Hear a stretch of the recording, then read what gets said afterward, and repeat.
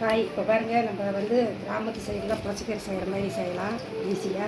பாருங்கள், புளிச்சக்கீரை வாங்கி இந்த மாதிரி நான் சின்ன சின்னதாக இந்த காம்பெல்லாம் இல்லாமல் கட் பண்ணி எடுத்துக்கிட்டு 4-5 வாட்டி கழுவிட்டு வேக வச்சுக்கலாம்.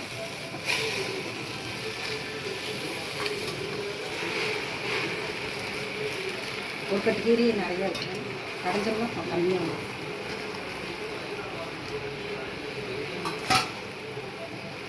கொஞ்சமாக தண்ணி ஊற்றலாம், கொஞ்சமாக ஊற்றினா போகலாம். இது ஒரு 5 நிமிஷம் வெந்ததுன்னா நல்லா சுண்டி வந்துடும், வேகட்டும். பாருங்கள், புளிச்சக்கீரை வந்து நல்லா வெந்துருச்சு. கொஞ்சமாக தான் தண்ணி வச்சா அதுலேயே வெந்துருச்சு. இப்போ வந்து இதை கடைஞ்சிக்கலாம். இப்போ பாருங்கள், கீரை வந்து நல்லா கடைஞ்சி வச்சாச்சு, மத்து போட்டு கடைஞ்சாச்சு. அது வந்து காஞ்ச மிளகா வந்து ஒரு 12 மிளகா, ஒரு 10 பல் பூண்டு மிக்சியில் போட்டு அரைச்சி வச்சுருக்குது. சின்ன வெங்காயம் பொடி பொடியாக ஒரு 150 கிராம் அரிஞ்சு வச்சு, ஒரே ஒரு பெரிய தக்காளி, கருவேப்பிலை கொஞ்சம்.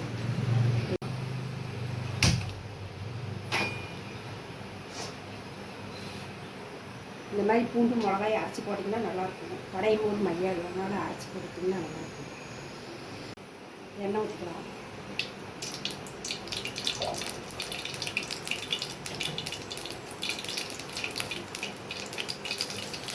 எண்ணெய் காஞ்சதும் கடுகு போட்டுக்கலாம்.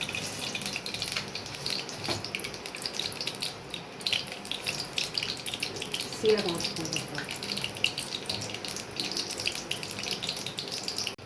இதில் வறுத்து அரைச்ச வெந்தய பொடி கொஞ்சம் போட்டுக்கலாம்.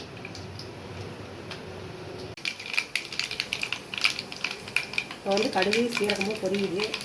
கொஞ்சம் அளவுக்கு சின்ன வெங்காயமும் கருவேப்பிலை.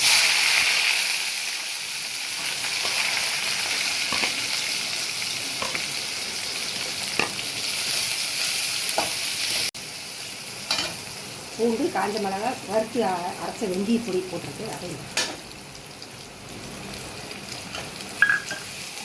இந்த மாதிரி அரைச்சி போட்டிங்கன்னா டேஸ்ட்டாக இருக்கும்.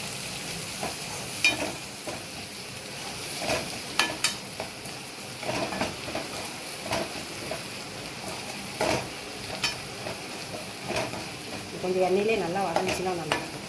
வதங்கினாட்டி தக்காளி வந்து தக்காளி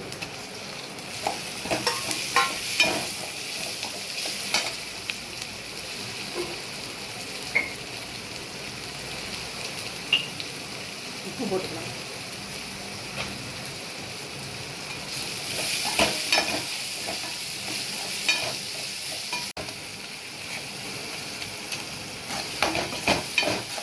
வந்து வெங்காயம் தக்காளியெல்லாம் நல்லா மசிஞ்சிருச்சு. இப்போ வந்து அரைச்சி வச்ச புளிச்சக்கீரை, மசிச்சு வச்சது, கரைஞ்சி வச்ச கீரை வந்து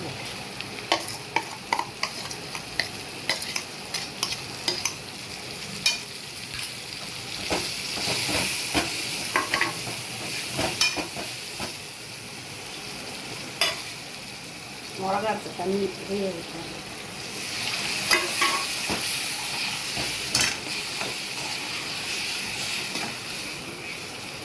ஒரு 2 நிமிஷம் வச்சுருந்து இறக்கிட்டா புளிச்சக்கீரை ஆகிடுது. இப்போ புளிச்சக்கீரை தயாராகிடுச்சு. பாருங்கள், புளிச்சக்கீரை நல்லா டேஸ்ட்டாக நல்லா தயாராகிடுச்சு. இந்த மாதிரி நீங்களும் ட்ரை பண்ணி பாருங்கள் எப்படி இருக்குதுன்ட்டு. பண்ணி பார்த்துட்டு எப்படி இருக்குது லைக் பண்ணுங்கள், சப்ஸ்கிரைப் பண்ணுங்கள். வாங்க சாப்பிட்லாம்.